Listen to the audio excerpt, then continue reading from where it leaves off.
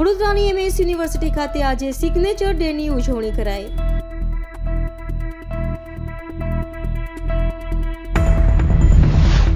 વડોદરાની SOG police ગઈકાલે સાંજે યાકુતપુરા વિસ્તારમાં રેડ કરી.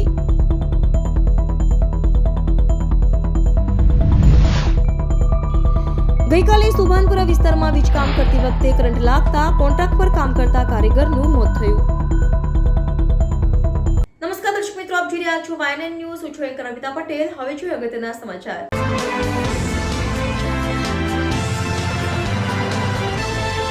વડોદરાની એમએસ યુનિવર્સિટી ખાતે આજે સિગ્નેચર ડેની ઉજવણી કરી.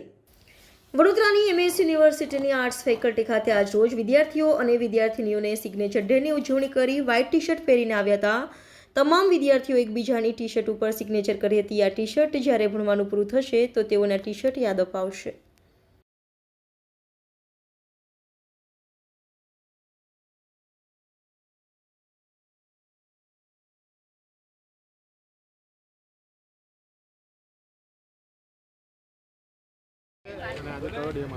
આજરોજ એમએસ યુનિવર્સિટીમાં ફેકલ્ટી ઓફ આર્ટ્સમાં સિગ્નેચર ડે ઉજવવામાં આવ્યો છે, જેમાં સ્ટુડન્ટ્સ વ્હાઇટ ટી શર્ટ અને એકબીજાને સિગ્નેચર કરી રહ્યા છે અને એમાં સાથ અને ઉમંગથી બધા ઉજવી રહ્યા છે. અને આ T shirt as a memory આખા લાઈફ ટાઈમ એ રાખશે.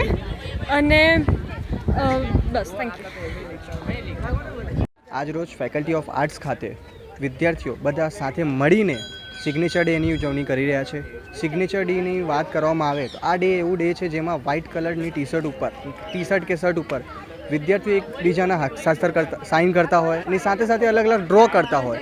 એ કોલેજ પત્યા પછી એક યાદગાર પળ હોય છે, જેમાં વિદ્યાર્થીઓ 3 વર્ષ પછી બી જ્યારે ટી શર્ટ જોશે તો એ સમય યાદ આવશે કે ક્યારે અમે આવી ઉજવણી કરતા હતા અને બધા સાથે મળીને એક યાદગાર પલની અત્યારથી એક પ્રિપરેશન કરી રહ્યા છે, જે આવતા સમયમાં એમના માટે એક યાદગાર સાબિત થશે. પ્રિન્સ રાજપૂત.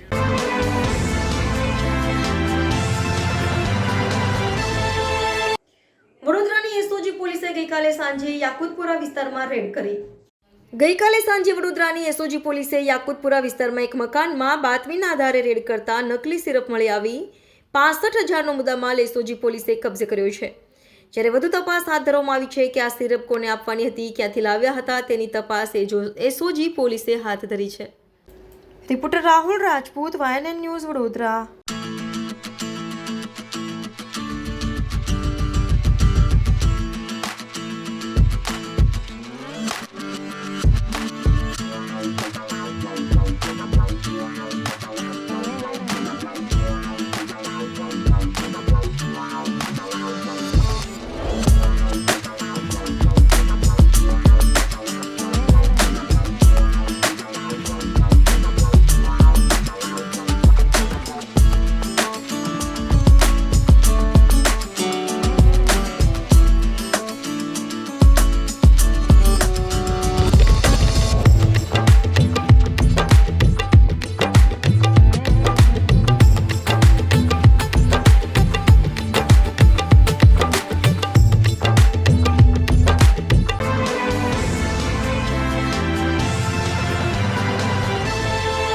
ગઈકાલે સુભાનપુરા વિસ્તારમાં વીજકામ કરતી વખતે કરંટ લાગતા કોન્ટ્રાક્ટ પર કામ કરતા કારીગરનું મોત થયું હતું.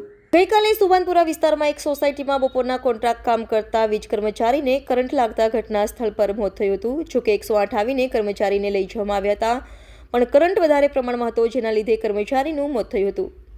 મોટી સંખ્યામાં રહીશો પણ ભેગા થયા હતા. ત્યારે આજ રોજ પરિવારો અને સામાજિક કાર્યકર્તા સ્વેજલ વ્યાસ ગોત્રીજીબીની ઓફિસે પહોંચ્યા હતા. ભારે સૂત્રોચ્ચાર કરવામાં આવ્યા હતા. ઘરના પર બેસી ગયા હતા. એક જ માંગણી છે કે ન્યાય મળે. પરિવારોને જ્યારે રજૂઆત કરવા ગયા ત્યારે કોઈ જિમ્મેદાર અધિકારી પણ નહોતું, જેને લઈ ખૂબ જ આક્રોશ વ્યક્ત કર્યો હતો પરિવારે. Reporter Rahul Rajput, YNN news, Vadodara.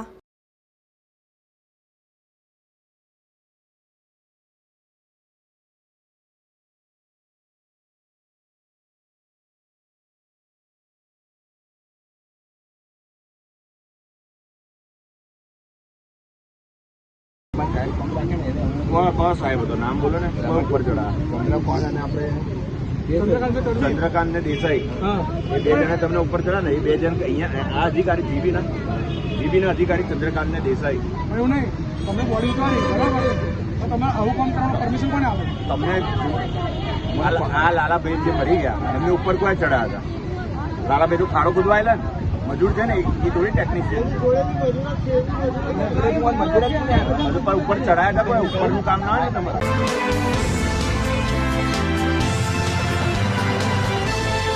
અણખોલ ગ્રામ પંચાયતના જગદીશભાઈ સાધુને તલાટી કમ મંત્રીશ્રી તરીકે ચાલુ રાખવામાં આવશે તો ગ્રામ પંચાયતના વિકાસના કામોમાં મોટા પાયે ભ્રષ્ટાચારનું કૌભાંડ આચરવામાં આવશે. અણખોલ ગ્રામ પંચાયતના તલાટી મંત્રીની ખૂબ જ દાદાગીરી અને જો તેઓને તલાટી મંત્રી તરીકે કાર્યરત રહે તો ગ્રામ પંચાયતના વિકાસના કામોમાં મોટા પાયે ભ્રષ્ટાચાર આચરવામાં આવે તેવી ગ્રામના લોકોએ આક્ષેપો કર્યા હતા.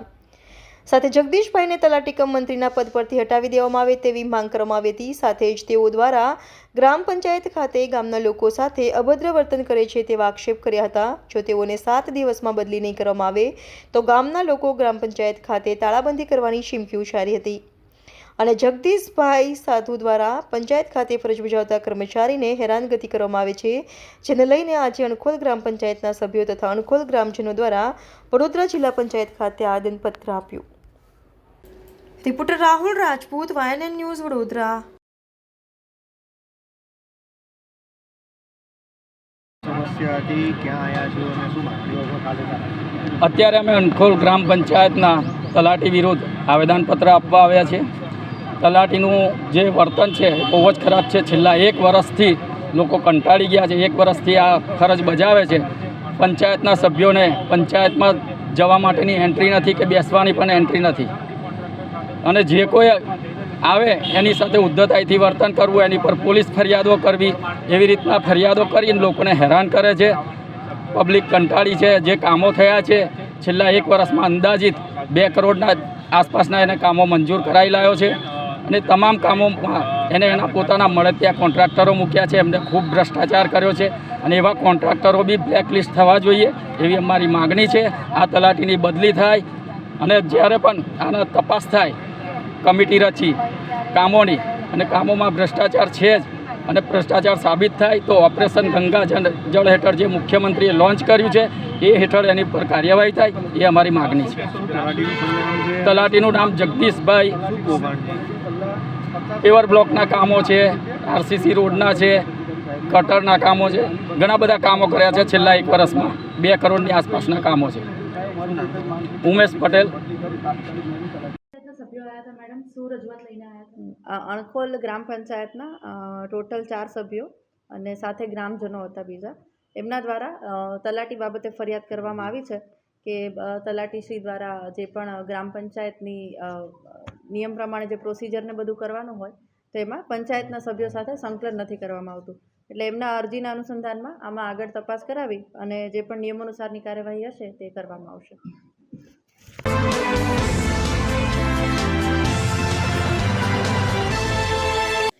વડોદરામાં રાષ્ટ્રીય ટ્રેડ યુનિયન અને સ્થાનિક ટ્રેડ યુનિયનો તરફથી સંયુક્ત કામદાર સમિતિ અને સંયુક્ત ટ્રેડ યુનિયન સમિતિ આવેદનપત્ર આપીને આપશ્રીને મોકલી રજૂઆત કરવા માંગે છે.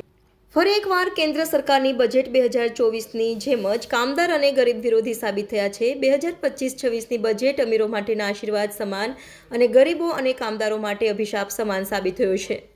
દેશના પૈસાદાર લોકોને આર્થિક રાહત આપવામાં આવી છે, પરંતુ મોંઘવારી રોકવા, નવી રોજગારી ઊભી કરવા, સામાજિક સુરક્ષા આપવા કે વૃદ્ધાવસ્થામાં પેન્શન, મનરેગા માટે વધારે નાણાં ફાળવવા જેવા કોઈ પણ જોગવાઈ આ બજેટમાં જોવા મળ્યું નથી. ઉપરથી ખાનગીકરણની પ્રક્રિયાને વેગ આપતા ઇન્સ્યોરન્સ સેક્ટરમાં 100% વિદેશી મૂડીરોકાણની છૂટ આપવામાં આવી છે, જે ખૂબ જ ચિંતાજનક છે. એક તરફ વીજળીનું ખાનગીકરણ માટેની પ્રક્રિયા ઝડપી બનાવવામાં આવી રહ્યા છે તો માટે અભિશાપ સમાન સાબિત થયો છે. દેશના પૈસાદાર લોકોને આર્થિક રાહત આપવામાં આવી છે, પરંતુ મોંઘવારી રોકવા, નવી રોજગારી ઊભી કરવા, સામાજિક સુરક્ષા આપવા કે વૃદ્ધાવસ્થામાં પેન્શન, મનરેગા માટે વધારે નાણાં ફાળવવા જેવા કોઈપણ જોગવાઈ આ બજેટમાં જોવા મળ્યું નથી.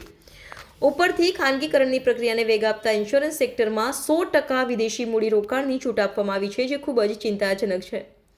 એક તરફ વીજળીનું ખાનગીકરણ માટેની પ્રક્રિયા ઝડપી બનાવવામાં આવી રહ્યા છે તો બીજી બાજુ ખેડૂતોના દેવું માફી માટે કોઈ પણ જોગવાઈ કરવામાં આવી નથી. તેઓને અનાજ માટેના ટેકાના આપવાના જાહેરાતો તો દૂરની વાત, ફરી એકવાર ખેતીમાં કોર્પોરેટર ઉદ્યોગપતિના પગ પેસારો કરી શકે તેવા પ્રયત્ન કરવામાં આવી રહ્યા છે.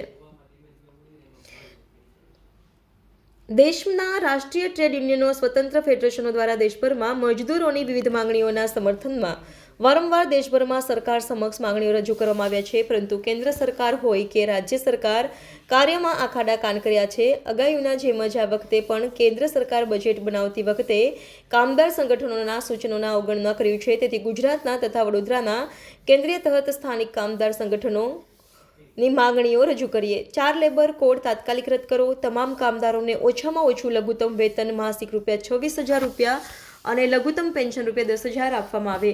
મોંઘવારી પર રોક લગાવવામાં આવે.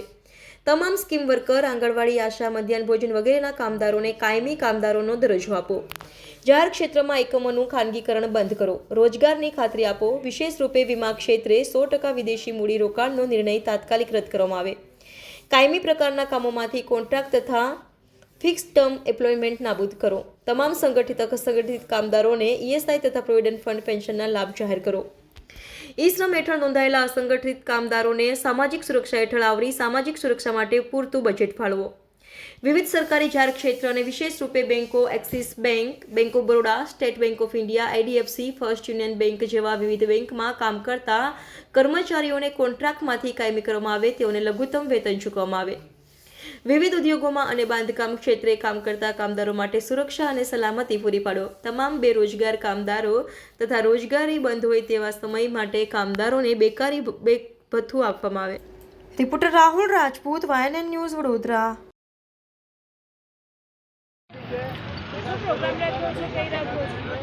આજે સંયુક્ત કામદાર સમિતિ તરફથી અને સંયુક્ત ટ્રેડ યુનિયન સમિતિ તરફથી જે બજેટ આવ્યું છે એ બજેટનો વિરોધ કરવા માટે અને આ બજેટમાં કામદારોને કંઈ મળ્યું નથી એના સંદર્ભમાં આજે આ કાર્યક્રમ અમે રાખ્યો છે.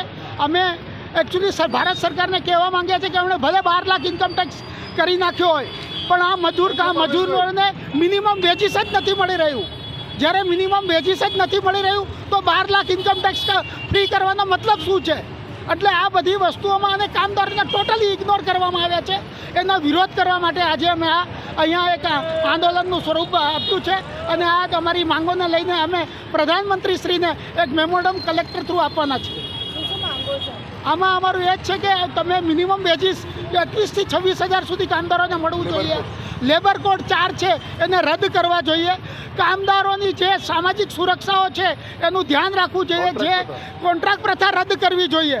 આજે કોન્ટ્રાક્ટ પ્રથાના નામે કામદારોનું એક શોષણ થઈ રહ્યું છે, એ શોષણને બંધ કરવું જોઈએ. એના માટે અમે આજે વિરોધ પ્રદર્શન કરી રહ્યા છીએ. સંતોષ પવાર, કન્વીનર, સંયુક્ત કામદાર સમિતિ.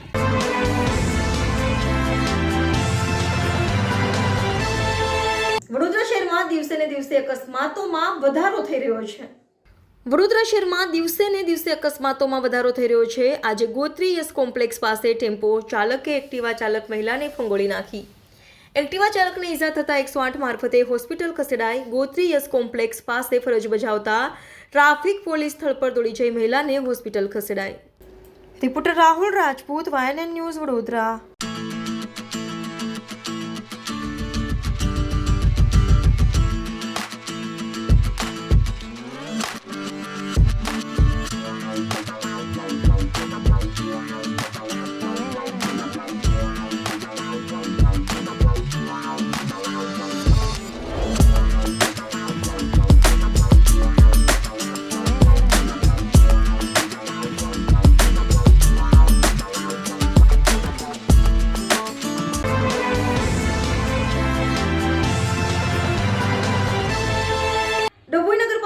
વિસ્તારમાં સ્વચ્છતા મુદ્દે જાગૃતિ લાવવામાં પ્રયાસ અંતર્ગત સ્વચ્છતા હી સેવાના માધ્યમથી નગરમાં 24 વિસ્તારોમાં શેરી નાટક રજૂ કરી સ્વચ્છતા મુદ્દે જાગૃતિ લાવવા પ્રયાસ હાથ ધરવામાં આવ્યો હતો. સ્વચ્છ નગર, સ્વચ્છ આંગણોને વડાપ્રધાનના સ્વચ્છ ભારત સ્વપ્નને સાકાર કરવા સ્વચ્છતા હી સેવા અભિયાન સમગ્ર રાજ્યમાં ચાલી રહ્યું છે. ત્યારે ડભોઈ નગરપાલિકા દ્વારા નગરમાં વસતા લોકો જાહેર સ્થળ ઉપર કચરો ના નાખે, ડોર ટુ ડોરનો ઉપયોગ કરે, સાથે નગરને સ્વચ્છ રાખવામાં સહયોગ આપે તે માટે ખાસ છેલ્લા 2 દિવસથી નગરમાં વિવિધ 24 સ્થળો ઉપર શેરી નાટક થકી સ્વચ્છતા મુદ્દે જાગૃતિ લાવવા પ્રયાસ હાથ ધરવામાં આવ્યો હતો. પાલિકા ચીફ ઓફિસર જે કિશન તડવી અને સેનેટરી ઇન્ચાર્જ મહેશભાઈ વસાવા તેમજ સુપરવિઝનના અલ્પેશભાઈ અને અરુણભાઈ દ્વારા સમગ્ર આયોજન કરવામાં આવ્યું હતું. નગર સ્વચ્છતા મુદ્દે લોકોમાં જાગૃતિ લાવવા પ્રયાસ કરવામાં આવ્યો હતો. Reporter Uday Pandya, YNN news, Dabhoi.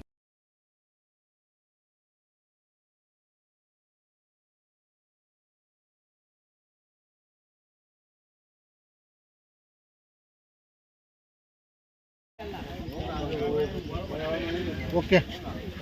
Dabhoi નગરપાલિકા દ્વારા નગરના વિવિધ સ્થળો ઉપર જાગૃતિ અર્થે સ્વચ્છતા અંગે લોકો જાગૃત બને એ અંગે શેરી નાટકોનું આયોજન કરવામાં આવ્યું હતું.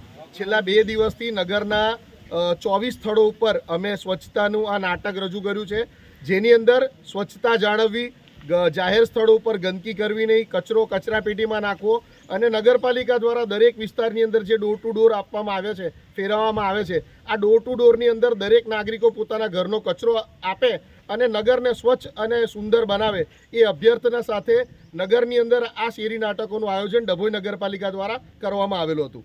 નાટક કઈ જગ્યા પર કરવામાં આવ્યું? આ નાટક ડભોઈ નગરની અંદર ટાવર ચોક, વડોદરી ભગોળ, હીરા ભગોળ, મવડી ભગોળ, નાદોદી ભગોળ તેમજ નગરની પ્રાથમિક શાળાઓની અંદર આ નાટકના આયોજન કરવામાં આવેલા હતા. કેટલા દિવસ ચાલશે આ નાટક 4 દિવસ સુધી નગરના વિવિધ સ્થળો ઉપર નગરપાલિકા દ્વારા કરવામાં આવશે.